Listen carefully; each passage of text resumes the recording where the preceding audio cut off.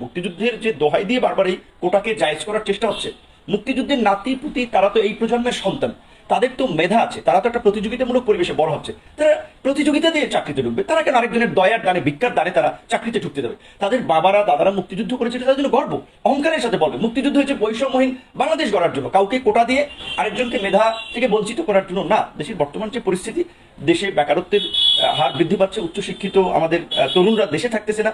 এই অবস্থায় যে তরুণদের ন্যূনতম যে সুযোগ, নিজের মেধা দিয়ে চাকরিতে প্রবেশের সুযোগ, সেটা যদি না থাকে তাহলে তো দেশ আরো মেধাশূন্য হবে এবং বাংলাদেশকে একটা ব্যর্থ পঙ্গু রাষ্ট্রের দিকে নিয়ে যাওয়া হবে। সেই জায়গা থেকে বর্তমানে আবার কোটা ফিরিয়ে আনার যে চক্রান্ত হচ্ছে, আদালতের ঘাড়ে বন্দুক রেখে আমরা একটা তীব্র নিন্দা জানিয়েছি, প্রতিবাদ জানিয়েছি এবং সেই সময়ে আন্দোলনের আমাদের সাথে যারা ছিল, এখনো অনেক বিভিন্ন কলেজ বিশ্ববিদ্যালয়ের ছাত্র, তারা এই দাবিতে আবার রাজপথে সরব হয়েছে। আমরা আমাদের সমর্থন ব্যক্ত করেছি এবং আমার দৃঢ় বিশ্বাস যে ছাত্র সমাজের এই আন্দোলন বৃথা যাবে না যদি ছাত্ররা ঐক্যবদ্ধ থাকতে পারে এবং আমাদের মতো কমিটেড থাকতে পারে।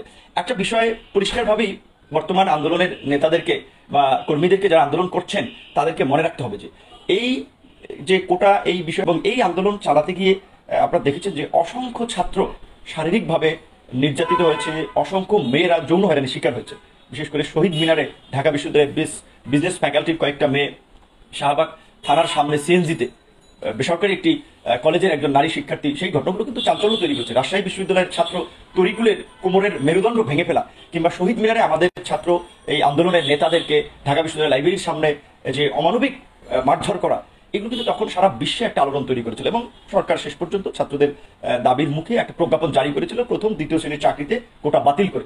আমরা সেটা ওয়েলকাম জানিয়েছিলাম, যদিও আমাদের দাবি বাতিল ছিল না, আমাদের দাবি ছিল সংস্কার। এবং আমরা মনে করি যে বর্তমানে আসলে একমাত্র শারীরিক প্রতিবন্ধী ছাড়া কোনো কোটা থাকা উচিত। সরকারের একটা মৌন সমর্থন বলেন, সরাসরি সমর্থন বলেন আছে বিধায় কিন্তু আদালত মীমাংসিত বিষয়ে একটা সিদ্ধান্ত দিয়েছে। কাজেই সরকার কিন্তু ছাত্রদের আন্দোলনের বিরুদ্ধে যে কোনো সময় অবস্থান নেবে। সরকার কিভাবে অবস্থান নেবে? তারা আইন শৃঙ্খলা বাহিনীকে দিয়ে এই আন্দোলনের নেতৃত্ব যারা দিচ্ছে তাদেরকে হুমকি দেওয়া হবে, তাদের পরিবারকে হুমকি দেওয়া হবে। এবং বিশেষ করে ছাত্রলীগের আমি দেখেছি এবং যতটুকু জেনেছি, বিশেষ করে কর্মী পর্যায়ের নেতারা কিংবা আপনার বিভিন্ন পর্যায়ের নেতৃবৃন্দ এখন আন্দোলনের পক্ষে একমত আছে, কিন্তু সরকার সিদ্ধান্ত নিলে আবার দেখা যায় তারাই হামলা করতে পারে। তো এই হামলা হলে তখন তারা কিভাবে মোকাবেলা করবে সেই বিষয়ে তাদের প্ল্যান পরিকল্পনা থাকতে হবে। আমাদের উপরে কিন্তু বেশ কয়েকবার হামলা হয়েছে, আমাদেরকে বলা চলে অপহরণের চেষ্টা করা হয়েছিল, কিন্তু শেষ পর্যন্ত আমরা কিন্তু হার মানি নাই। কারণ আমরা দেখেছি যে ছাত্রদের যে একটা গৌরবোজ্জ্বল ইতিহাস এবং বলা হয়ে থাকে যে ঢাকা বিশ্ববিদ্যালয়ের ছাত্র আন্দোলনের ইতিহাস, দীর্ঘদিন ধরে সেই ছাত্র আন্দোলনটা নাই।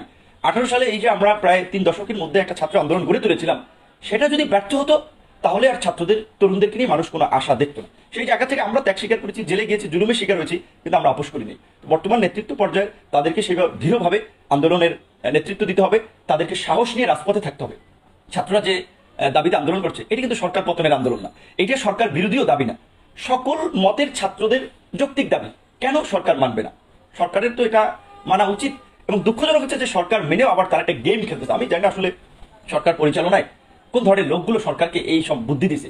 পৃথিবীর ইতিহাসে আপনার এই ধরনের ছাত্র আন্দোলন ব্যর্থ হয়নি। আর যেখানে আমরা ধরেন 18তে যারা আন্দোলন করেছি, তারা এখন কিন্তু আমরা অনেকে জাতীয় পর্যায়ে রাজনীতি করছি। 18 আন্দোলনের পর থেকে আমি ডাক্তার দিতে হয়েছে, আমাদের সহকর্মীরা রাজনৈতিকভাবে জাতীয় পর্যায়ে একটা শক্ত অবস্থান তৈরি করেছে এবং আমরা কিন্তু পরিষ্কারভাবে বলেছি এখন যদি আমাদের ছাত্রত্ব নাই, আমরা বিশ্ববিদ্যালয় নাই, সেই কারণে আমরা সরাসরি আন্দোলনে যাচ্ছি না। কিন্তু আমাদের ভাই বোনদের উপরে যদি হামলা হয়, তাদেরকে যদি আমাদের মতো অপবাদ দিয়ে তাদেরকে দমন পীড়নের চেষ্টা করা হয়, জাতীয় পর্যায় থেকে আমরা তার দাঁত ভাঙা জবাব দেবো। এইটুকু আমরা সরকারকে সতর্ক এবং হুঁশিয়ারি দিয়ে আমরা বলতে চাই। আমরা বারবার সরকারের প্রতি আহ্বান জানাবো, ছাত্রদের এই দাবি মেনে নিয়ে ছাত্র আন্দোলনকে শান্ত করুন, শিক্ষার্থীদেরকে পড়ার টেবিলে থাকতে দিন এবং আপনারা সঠিক পদক্ষেপ নিন। এই ধরনের চালা